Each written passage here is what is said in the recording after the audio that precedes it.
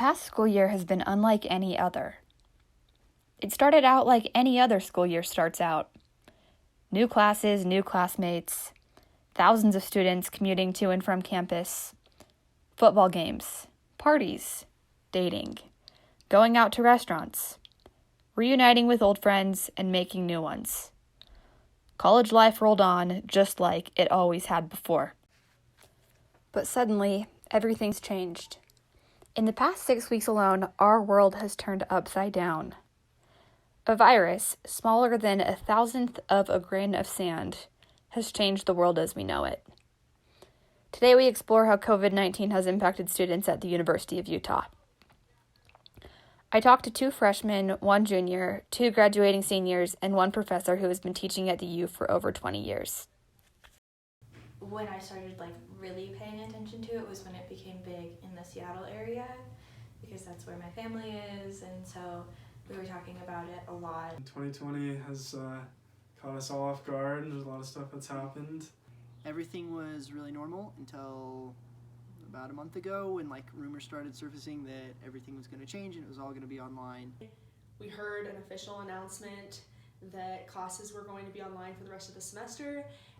And lo and behold, a week later, go on spring break and school all of a sudden is done. So it's just everything's online and it's the whole college experience is just gone. And I just was really nervous because it was just so unclear what was going to happen next. But where I've noticed it's a huge problem is on all of our projects, group projects have just become a disaster because you can't meet, and then when you meet, you meet with 1 member of the group, and then you only have half of the supplies that you actually need to do it, and so it's just kind of created a logistics nightmare.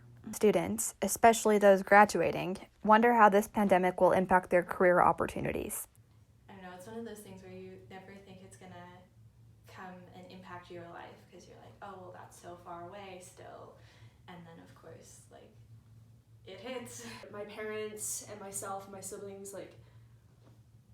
we all sort of have random jobs, not really things you can get fired from, but also things that could go really badly in a recession. So that's scary just to see how the income flow is going to go into the future.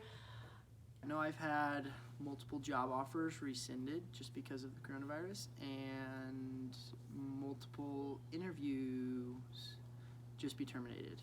So yeah, that's certainly changed the job. And I know companies that I've worked for have laid off 80% of their staff now because they just can't support it. One of the challenges that all of my students are facing right now is just the unknown, and the uncertainty is very real for people because it's not just the worry of will I get sick, but will those I love get sick? And then an even bigger issue than that is how can I think about my future economically, and what will the job market look like? Before COVID-19, sporting events, going to work, hanging out with friends, going to parties, and dating were all normal parts of everyday life. Since COVID-19, students are left wondering when hanging out with friends and dating will be safe again. Yeah, I think there's going to be some hesitation, depending on where it's at in the fall, as to, sporting events, social events, whatever. And so we'll just see. People are kissing and hugging and touching and tickling and lots of other bad news with the corona. But I think if you're being careful and if you're not obviously too intimate, I think it's kind of a judgment call. COVID-19 will undoubtedly continue affecting our everyday lives. But here's the real question. What will we learn from it? I think that there are a lot of silver linings, and I'm excited to see them come out. I think most of the population clings on to the hope. The human spirit is definitely almost inconquerable is a good thing. I hope we can adjust and live better instead of just reverting back to exactly how we were before. I think when we come out of this, it's kind of going to be different in that I bet a lot more people will work from home. I'm grateful we live in a time where we have so much accessible technology, because Zoom and FaceTime have become a really important part of my life. And it really does make a difference, FaceTime with a friend. You don't realize how much better you'll feel after talking to somebody. And I think that we won't take for granted like the ability to hang out with our friends and go to restaurants and just, I think what I'm hoping at least is that I'm more inclined to say yes to opportunities to be with people, because when it gets taken away you realize how sad it is. And like a lot of people say, oh, I just want to be at home, like I don't really like people, and then that happens and you realize you actually do like people and you don't just want to be at home.